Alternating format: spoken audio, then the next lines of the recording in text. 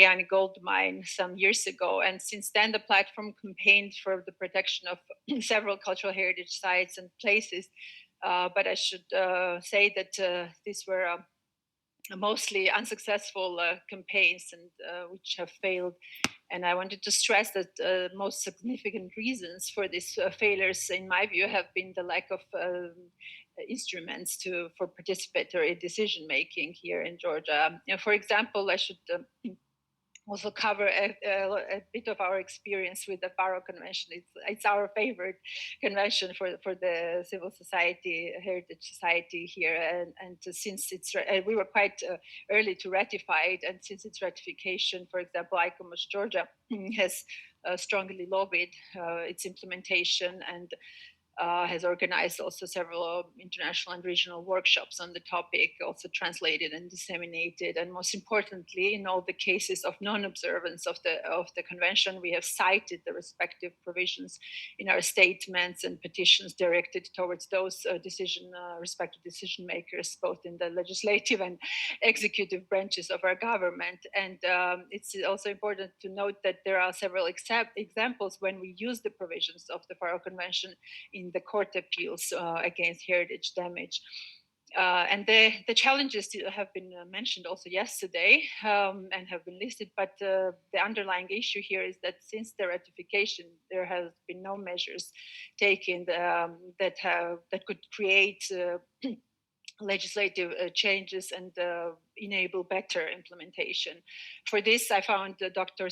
Pinton's presentation very interesting yesterday and very relevant to us.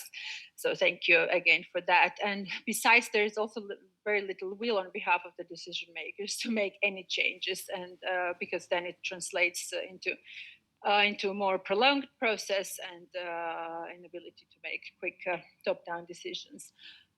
I should note there are many examples, and I'm sorry I don't want to take too much more time of your time. But for example, there was an attempt a few years ago where to change the constitution of Georgia. Well, the constitution of Georgia was being amended, and there was an attempt to remove altogether the clause, the article that talked about the right and obligation of each citizen of Georgia to protect heritage. And that's when this platform also became active and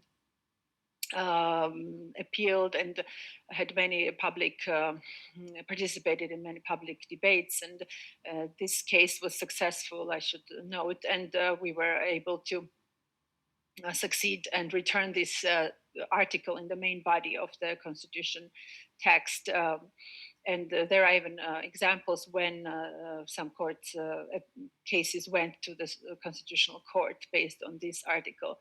But unfortunately, we still experience daily decisions on behalf of the national and regional governments that are not in line with the provisions of the Faro Convention, be it small scale from, park rehabilitation to large scale, like whole historic quarters and so on. And we see a lot of ongoing, like present campaigns and cases, for example, the construction of the highway and the hydroelectric power plant and so on, which endanger the local tangible and intangible values of the people and populations affected. So the heritage community, I should maybe finish and say that it does exist. It's weak, and it's often called, of course, in the decision-making process. It is invited, but in most cases, the final decisions are not based and don't reflect the view of the professionals and the society groups,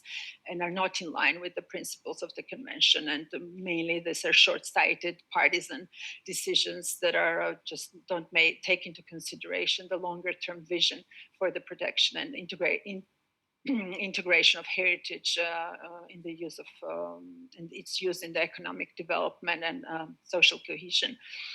So I believe that this sort of forum that we were part of is strongly needed, where professionals can discuss and also take part in this international level discussion. And I'm happy that the Faro group creates this possibility, and I'm very, very grateful for this, and also hopeful that at some point the civil society will gain more voice and achieve more effective results than it does today, and have in its struggles to protect the heritage of Georgia, what is also heritage of mankind. So I'm sorry if I was a bit too long, but I'm happy for this opportunity to speak. Thank you.